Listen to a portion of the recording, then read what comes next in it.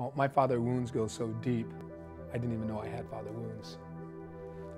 My first encounter with a father wound would have been when I roughly was about 8 years old. My mother got myself, just to give you a little bit of history, there's 7 boys and 1 girl in our family, and everybody has different fathers except for myself and twin brother. And so one day my mom decided to put us in a car, take us on a ride, unbeknownst to us that we would be going to my father's house. And we arrived at my father's house, and she knocked on the door, and he answered the door, and I said, well, what's going on? And she says, you're gonna watch these kids, and I'm leaving. So she jumped back in the car, and that's all I remember was he beginning to shout out, don't leave these kids here, I don't want nothing to do with them, don't you leave them here.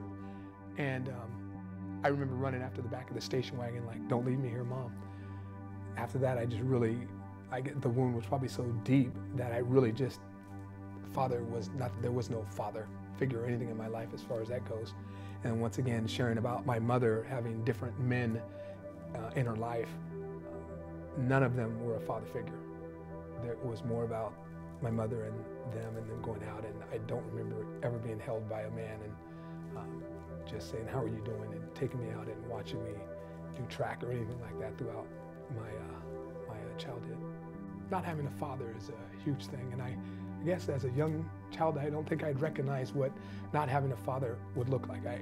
Because not having one, I just didn't have one. So to me, it was like, it was nothing. But as I've grown older, I've noticed that lack of fatherhood in the picture has been a huge thing.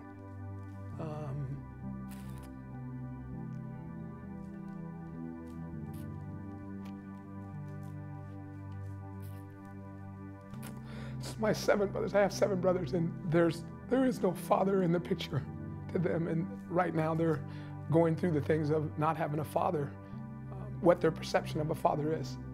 And their perception of a father is just like their father was in the picture.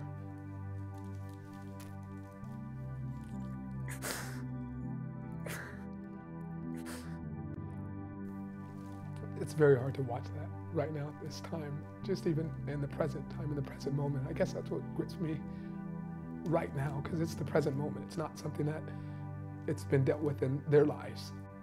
But I hope in some way I could help. And just as I'm right now just speaking about this, I see how some way I was a father figure to them, which is not my requirement. I mean, if I've done that in their lives, then great, but I think just right now, this is hitting me, the impact of not having a father.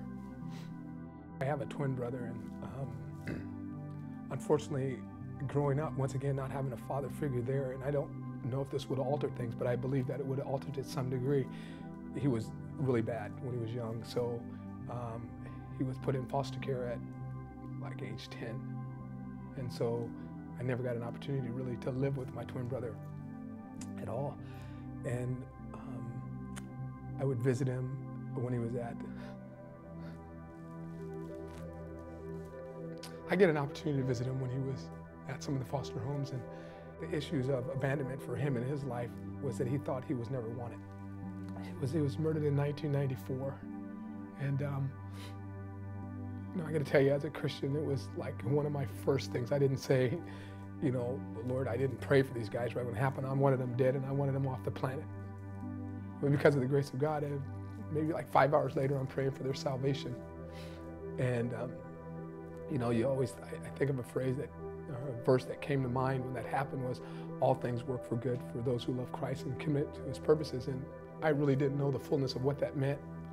I remember when I first became a Christian and I gave my life to Christ, I just felt like I went forward, and I felt like the hands of God was just on me.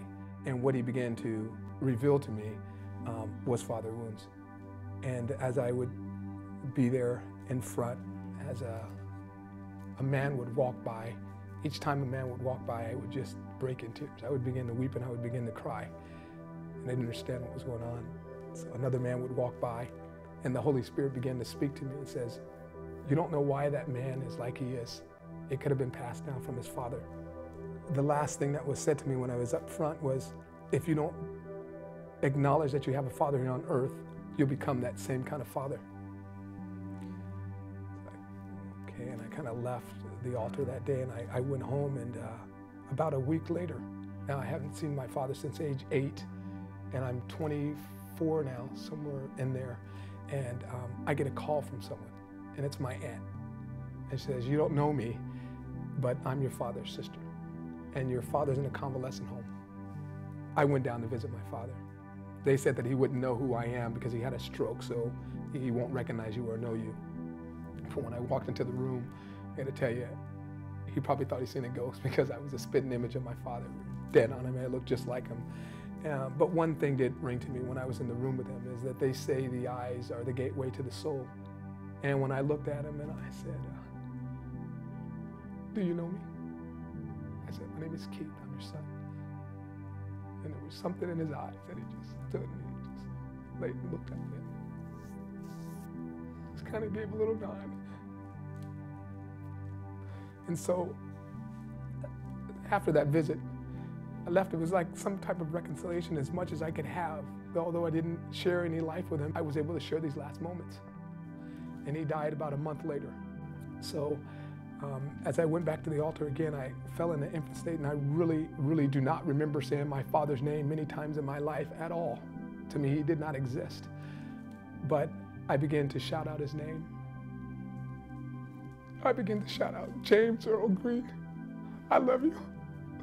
And I began to ask forgiveness. I asked God to forgive him for not getting to know me and for me not getting to know him.